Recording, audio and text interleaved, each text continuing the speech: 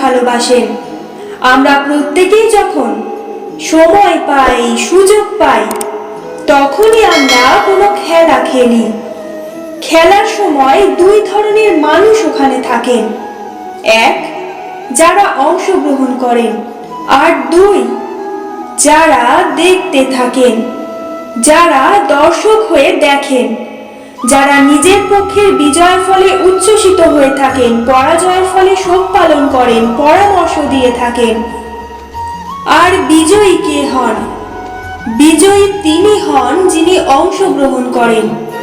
নির্বাচন আপনাকে করতে হবে, আপনি কি করতে চান? আপনি কি খেলোয়াড় হতে চান, নাকি আপনি দর্শক হতে চান?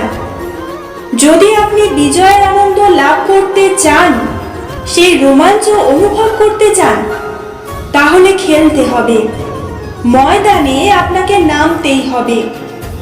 পরাজয়ের সম্ভাবনার ভয়ের সাথে আপনাকে লড়াই করতেই হবে, বিপক্ষের আহ্বানকে স্বীকার করতেই হবে, খেলোয়াড় হয়ে উঠতে হবে।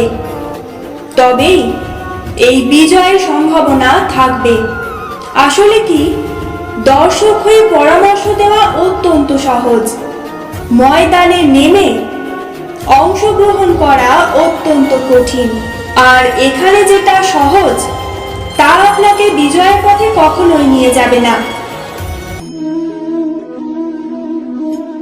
এই সংসারে মানুষ জন্মগ্রহণ করেন, বড় হতে থাকেন, পুরুষার্থ লাভ করেন, অর্জন করেন।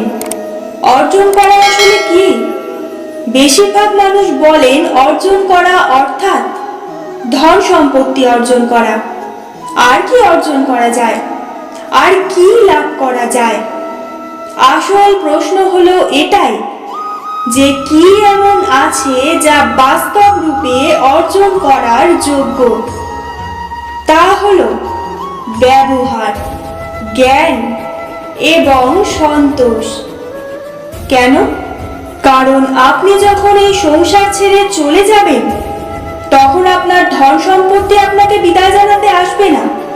আপনাকে বিদায় জানাতে আসবে আপনার আপনজন, যাদের সাথে আপনার সুসম্পর্ক ছিল। সমগ্র সংসারে সহস্র মানুষ ধন অর্জন করে থাকেন। শ্রেষ্ঠ মানুষ হলেন তিনি, যিনি ব্যবহার, জ্ঞান এবং সন্তোষ অর্জন করে থাকেন, একে সকলের মধ্যে বিতরণ করেন। এই সংসারে দুই ধরনের মানুষ দেখা যায়, এক সরল, দুই জটিল। এবার এই যে সরল ব্যক্তি থাকে, তাদের এই সমাজ দুর্বল মনে করে। এমনিতে দেখতে গেলে জলও সরল, বায়ুও সরল, ওনারা যেদিকে চাইবেন প্রবাহিত হতে পারেন। এনাদের যে আকার দেবেন সেটাই ধারণ করবেন। কিন্তু এরা বাস্তব রূপ ধারণ করলে তখন কি হয়? এই জল এমন এক ধারায় পরিণত হয় যে অনেক বড় বড় পাথরকে খণ্ডিত করে দিতে পারে। এই বায়ু এমন এক চক্রপাতে পরিণত হয় যা সংসারে বিনাশ ডেকে আনে। তাই যে ব্যক্তি সরল, তার সরলতাকে সম্মান করুন, তাকে সম্মান করুন, তাকে ভালোবাসা দিন। এই সংসারের আরম্ভ থেকে এখনো পর্যন্ত এবং ভবিষ্যতেও একটা যুদ্ধ আছে, যা হয়ে চলেছে, চলতেই থাকবে। পাপ এবং পুণ্যের মধ্যে যুদ্ধ, সত্য এবং অসত্যের মধ্যে যুদ্ধ। এই যুদ্ধ চলেই আসছে। আর এই যুদ্ধে যারা লড়েন, তাদের আমরা সবসময় জয় জয়কার করি। আর যারা এই জয় জয়কার করেন, তাদের প্রত্যেকের একটা বিশেষ গুরুত্ব থাকে। যখনই কোনো যোদ্ধা যুদ্ধক্ষেত্রে ক্লান্ত হয়ে পড়েন, শক্তিহীন হয়ে পড়েন, তখন এরা জয় জয়কার করে, শঙ্খ বাজাতে থাকে, সেই যোদ্ধাকে অনুপ্রেরিত করে, শক্তি এবং সাহসে ভরিয়ে তোলে। আর তখন সেই যোদ্ধা সেই যুদ্ধকে এগিয়ে নিয়ে যেতে পারে।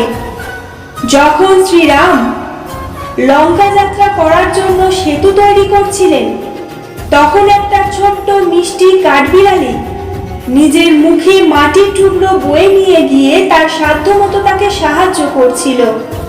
শ্রীরাম দেখলেন এবং বললেন যে ও তো সবার মনোবল বৃদ্ধি করছে, সবাইকে প্রেরিত করছে।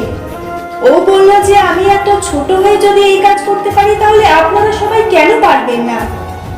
এটাই হলো সেই সকলের মাহাত্ম্য, যারা জয় জয়কার করেন, অনুপ্রেরিত করেন, সাহস যোগান। ওনারা সেই ব্যক্তি যারা একজন যোদ্ধার মধ্যে যুদ্ধকে জয় করার শক্তি প্রদান করেন। প্রিয় শ্রোতা বন্ধুরা, ভিডিওটি ভালো লাগলে লাইক, কমেন্ট, শেয়ার করে আমার এই ছোট্ট চ্যানেলটির পাশে থাকবেন। আর ভবিষ্যতে এরকম ভালো ভালো ভিডিও পাওয়ার জন্য অবশ্যই চ্যানেলটি সাবস্ক্রাইব করে দেবেন। জয় শ্রীকৃষ্ণ। রাধা রাধা।